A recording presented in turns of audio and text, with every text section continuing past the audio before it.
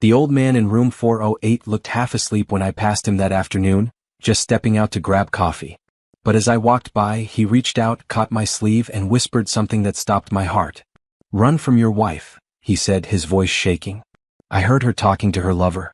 She's already planned to take everything from you." At first I thought he was confused, sedated, delusional. But his eyes, sharp, sober, and certain, said otherwise. "Hi, my name is Caleb Foster, and 2 weeks ago my wife was admitted to the hospital for what we thought was a routine appendectomy. I'd been by her side every day. We'd been married 12 years. I knew every look she gave, every twitch in her voice, or at least I thought I did. But that night after I returned to her room, something felt different. She seemed startled to see me back so soon. Her phone screen lit up as I entered, a man's name I didn't recognize. She clicked it away fast. I didn't ask. Not yet. Instead, I smiled, set her coffee down beside her, and said nothing. Because in that moment, something shifted in me. I couldn't unhear the old man's warning. And when I finally opened her phone the next morning while she was sleeping, everything changed. I didn't scream. I didn't confront her. I just took one deep breath and began the quietest war of my life. The first message was harmless enough. A heart emoji. A miss you. I can't wait till he's gone. Gone? I scrolled further. She hadn't just been chatting with this man, she'd been plotting.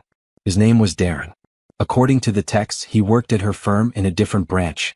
They'd been careful, keeping it digital, meeting in safe places, while I thought she was out late, handling clients.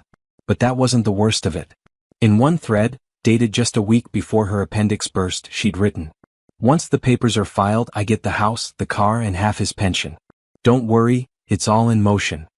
He replied with a laughing gif and said, "Just remember what I told you, be sweet until it's signed." 12 years. We'd built everything together. She used to trace the lines of my palm and call them hers. Now she was making plans to gut my life like a spreadsheet. I locked the phone, slipped it back under her pillow, and walked outside into the corridor. My chest was tight, but not with panic, with clarity. She thought she was ahead. But I'd spent my entire life being underestimated. My father used to say, "The quiet ones? They're always the most dangerous." I wasn't going to scream or cry or storm out. I was going to listen, watch, document, and when the moment came, she would never see it coming. I went back the next day with a gift for the old man, a real cup of coffee, not the hospital kind. He smiled when he saw me, like he'd been expecting me. "You read the messages, didn't you?" he asked. I nodded once. He leaned back, hands folded over the blanket like a priest who just delivered a warning no one wanted to believe. "People talk too loud when they think no one's listening," he said. "They forget hospital walls are thin. And I'm hard of sight, not hearing." I asked him what he'd heard, word for word. He didn't blink. "She told someone she's going to fake a breakdown, said it'll get you to sign over power of attorney. Said you'd be too loyal to say no." My stomach turned. My wife was playing chess while I was bringing her soup. But I wasn't checkmated yet. That evening, I drove home and pulled the thick accordion file out of the closet, the one with our property deeds, retirement accounts, passwords, life insurance. I started scanning every document she might try to leverage. I changed every password, froze the credit, printed new copies of everything, and handed them to my lawyer the next morning. I wasn't going to let her take the house I built, or the money I earned, or the future I'd planned. And I wasn't going to confront her. Not until she walked into her own trap. The hospital stay dragged on. What should have been a quick recovery turned into 5 extra days of complications. But I noticed something strange. My wife didn't want to go home. She kept insisting she was still in pain, asking for stronger meds, barely making eye contact with me. When the doctor made rounds, she played fragile. When the nurses came in, she acted confused. Then one evening, I saw her writing in a notebook when she thought I was asleep in the corner. She was scribbling dates, numbers, and something that looked like a timeline. I pretended to shift in the recliner and caught a word on the page: transfer. The next day, I came back early and waited down the hall before stepping into her room. She was on the phone, laughing softly. "He still doesn't suspect a thing," she whispered. "End of the month, it's done. I already have the forms ready, I just need him to sign one thing." She paused, then added, "And yes, I'll fake the breakdown if I have to." I stepped away before she noticed. It wasn't just betrayal anymore. It was premeditated. Later that night, I pulled a nurse aside. A young woman named Jasmine, kind, quiet, observant. I asked her a simple question. Can you do me a favor and keep that notebook safe for me? She nodded. Jasmine had seen things. Nurses always do. I didn't need confrontation. I needed proof. And very soon I was going to need witnesses. The next morning, a nurse wheeled in some forms for me to review and sign. Just hospital authorizations, she said. Standard stuff. But one glance at the first page made my blood go cold. Buried among routine paperwork was a document labeled Limited Financial Power of Attorney. Pre-filled. My name. Her name. Dated and ready. If I had signed, she'd gain legal access to our accounts, investments, even my pension. She wasn't even discharged yet. And she was already trying to own me on paper.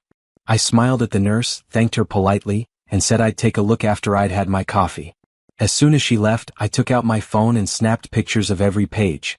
Later that day I called my lawyer again. Print these out and log them, I told him. And check the notary line, it's blank. He whistled when he saw the photos. She's not just conniving. She's sloppy. That night, I brought my wife flowers and kissed her forehead. She smiled weakly and squeezed my hand. I squeezed back and asked, "How much longer till you're feeling strong again?" She told me maybe a week. Maybe 2. Good, I said. Because I needed just one more week to finish what I'd started. I'd already contacted a forensic accountant, moved half my retirement to a frozen account, and placed holds on anything she might try to touch. She thought she was luring me into her trap. She hadn't realized. She'd already stepped into mine. 3 days later, my wife was discharged from the hospital, suddenly and without explanation. The doctor seemed confused too. Said her vitals were fine. Pain was self-reported. She smiled as I helped her into the car. Fragile, grateful, like a woman who'd been saved by love. I played the part. The caring husband, the trusting fool. That night, she left her notebook out again. This time, I didn't just take a picture. I took the whole thing. It had pages of notes, not just about me but about Darren. Plans. Timelines. Property transfer dates. Even a meeting scheduled with a divorce attorney. She'd written it all down like a checklist. So I added my own entry. A sticky note on page 4. This was witnessed. You left the door open. Again. And then I photocopied it. The next morning, I visited room 408. The old man, Mr. Langley, was sitting up in bed. He looked better. I need one favor, I told him. You said you heard her talking.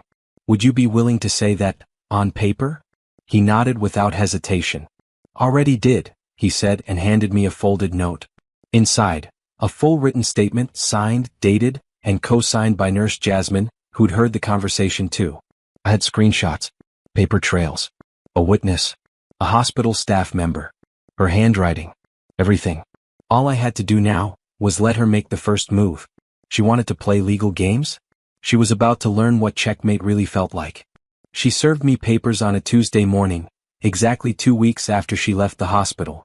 I didn't say a word. I just opened the envelope at the dining table while she watched, pretending to be concerned. It's just a formality, she said softly. We both deserve to move on. The papers were aggressive. She wanted the house, my vehicle, 60% of my retirement, full ownership of our joint account, and in bold, highlighted letters, spousal support for 10 years. I looked up at her and smiled. I'll have my lawyer review it. She smiled back. Of course. No rush. She really believed she'd won. 3 days later, her attorney, a clean-cut man named Grant Bellamy, walked into mediation with a confident smirk. We believe the terms are fair, he said. My lawyer opened the folder I'd handed him that morning. Inside, phone screenshots, photos of the forged power of attorney, the notebook, the written statement from Mr. Langley, Jasmine's co-signature, my wife's text history to Darren. Grant's face tightened page by page. He asked for a private word with her. They stepped into the hallway. I could hear her voice through the wall. He wasn't supposed to know. When they came back, the smirk was gone. I believe, Grant said carefully, we may need to revise the proposal. I didn't gloat. I didn't raise my voice. I just said, you asked for everything. And I was about to give it to her, all of it. We met again 1 week later, this time in court. Her posture was different now. No soft smiles. No mutual respect performance. Just a tight jaw and a blazer too crisp for comfort. The judge reviewed the updated terms. My wife had suddenly agreed to withdraw all financial claims. No spousal support. No property. No pension. The joint account would be split equally, after an audit. And the house. What? She'd signed everything quietly once she realized her notebook alone could bury her. The judge looked up. Is this correct, Mrs. Foster? My wife nodded without speaking. Her lawyer answered for her. Yes, Your Honor. My client acknowledges full consent. It was over. Afterward, in the parking lot, she followed me to my car. You didn't have to destroy me, she said, her voice shaking. I turned to her, calm. You wrote your plan in a hospital room. You counted on silence. You counted on trust. She stared at me, searching for the man she once fooled. Why didn't you just leave? I looked at her like a stranger. Because you wanted everything, remember? I just gave it to you. Then I got in my car and drove home. Later that night, I opened a letter from the hospital. Mr. Langley had passed. Inside the envelope was a note. Good men are rare. Stay sharp. Stay kind. I folded the note and placed it beside my deeds, my accounts, my future. And in the quiet of my home, I finally breathed. Alone. But free.